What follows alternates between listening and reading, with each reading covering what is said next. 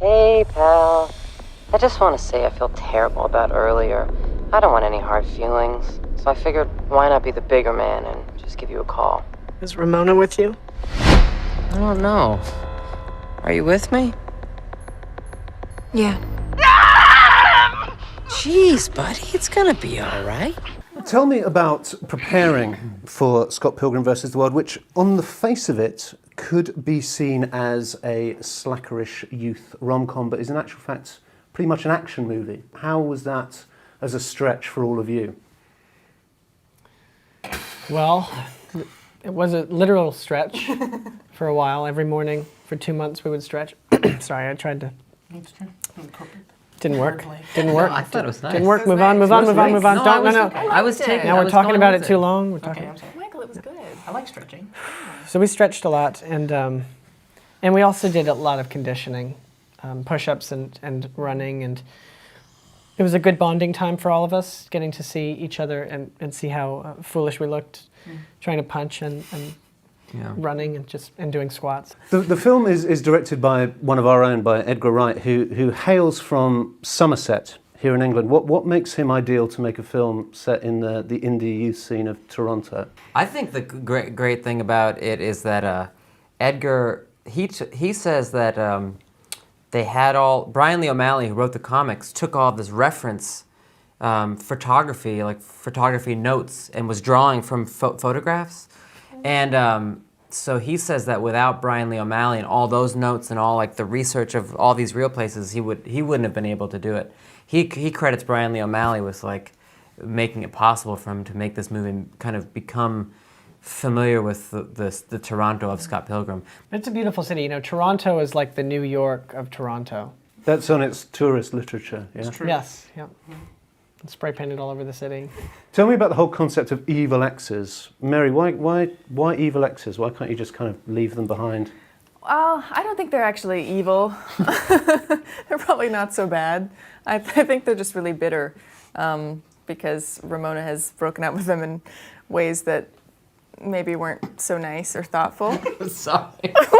Listen, as you know, I'm opening a new chaos theater in Toronto, and the Sex Pops are playing our grand opening tonight, and it would feel really weird for all of us if you weren't there. They just did a sound check, and the acoustics in here are amazing! Yeah, maybe I'll see you there. I hope so, amigo. I don't want any more bad blood between exes. What do you say? Okay, laters. What a perfect ass. Forget what I said earlier.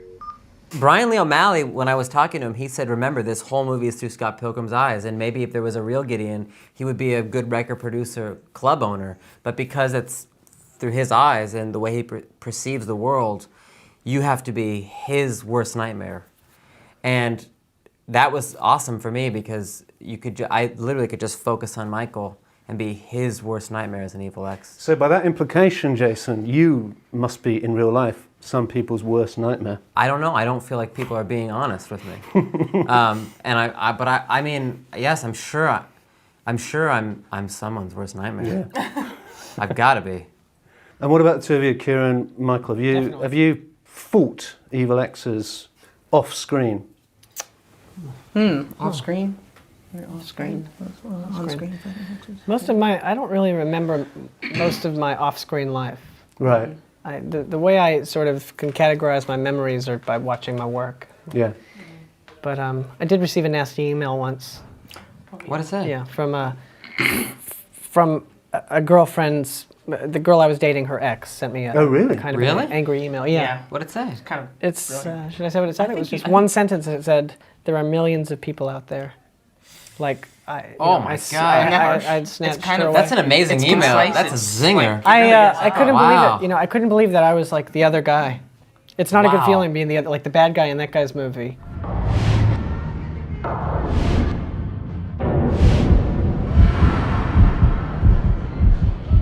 Has to go. I'm going to move on to questions from the great beyond. Great. The first question is from Ninja Kettle. I don't think that's their real name.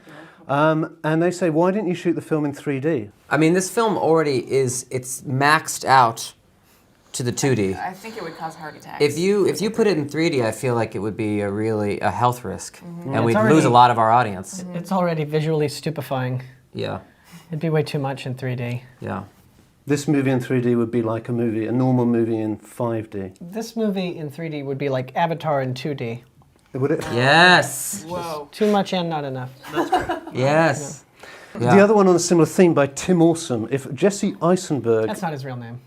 Jesse Eisenberg is his real name. Is Jesse Eisenberg the neighbor Sarah, and could Michael beat him? I was in a convenience store about 2-3 weeks ago, and a guy was like paying, and he looked at me and he was like, "Jesse Eisenberg?" And I went, "No, no." And he goes, "Michael Cera." Two guesses. That's amazing. Try again. You were right around the corner. So again, he's your nightmare and you're his. People tell me all the time that they love me in Zombieland. And I say, if you like me in Zombieland, you got to check out Adventureland. Mary, This is the land. Barry Big Bonce, again, not on the birth certificate, says... What's the name? Barry Big Bonce. Very Big Bonds? Do you know him? No, I don't. Says, brother. what are your feelings about the lack of strong female roles in cinema, and who were your female role models growing up? There is a lack of strong female roles, and even like the leading lady characters in films are often required to be less strong. Like they kind of want the qualities. Often they want it to be more fragile or weak or kind of waif-like and vulnerable. And so I often get told I've come across as too strong. When I'm like, why is that a negative thing? I don't exactly. understand. So that bothers me a great deal. So I was really excited to be a part of this film where there's not just my role, but every single female role in the film is strong and funny and interesting and complex in their own. Even if they have 3 lines, it's like a fully realized character. Next question is from Mr. Mydak to Jason. And he just asked Jason, how does he live with being awesome all the time? I think the key to staying grounded is, always call your driver by his first name. Always call your private chef. Ask him how he's doing. Really make sure that you're listening and not just like it's like Turn the tables. Yeah, exactly. Just always, for your staff, just always treat them like people. And I'm only being an asshole. I really don't feel that good. I really don't. I have very low self-esteem. So it's a strange question. It's not how it comes across on screen to the masses, though, clearly. Oh, well, You're crippled inside, but that's not translating. right. Oh, the tears of a clown.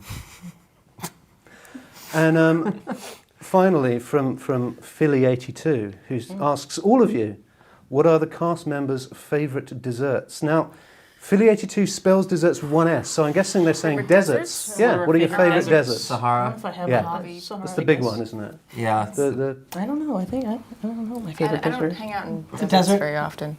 Just like, Death Valley. yeah. oh, okay, yeah, that's a good one. That's I a like good Death one. Valley. Yeah, I like it. It's where the Undertaker's from. Egypt. Egypt, the whole of Egypt. Just, the Yeah, Egypt desert. okay. yeah. That's what And my favorite. are we gonna say our favorite desserts too? I think you may as well, just so we cover all the Just so we bases. have it in case Yeah. it was a spelling error. Yeah. And he's like, that was my one Yeah, yeah. chance. I love everything. I'm one of those people who really likes cookie dough. Oh, Just like shit. just Ew. the I know it's Ew. gross. But like if I'm making cookies, I have to Ew. have a really hard time.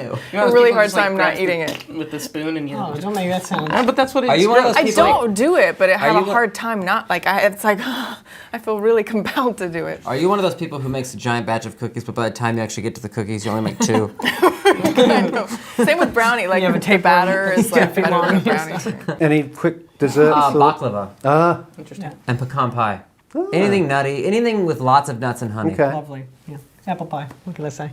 Creme brulee. How about that? Right, that's the classy option. Yeah, I'd love to or take just all. any I'd ice love to cream. take all of our desserts and smush them into a big bowl. Yeah, and well, eat that's Put it waiting in for a you blender. outside. it. Yeah. Drink just- it. Oh my god. Without the cookie dough, though. That's Oh, you that's can't do nasty. that. Yeah. No, this is gross. Bake it. Okay. We could rim the bowl in it. We could rim the bowl in it, and anyone who wants to eat it can have Oh, it. that'd be great. Okay. Can we do that? Yeah. No. Good tonight. I'll have that I don't wanna tonight. share You know, it. cookie dough is my nickname on the high school swim team. Really? No. I'm just- Oh, here comes old cookie dough again. Hey guys, here we go. I think we've reached The the goggles. we've reached the final course. I think, literally and metaphorically. Cookie dough. Literally and metaphorically.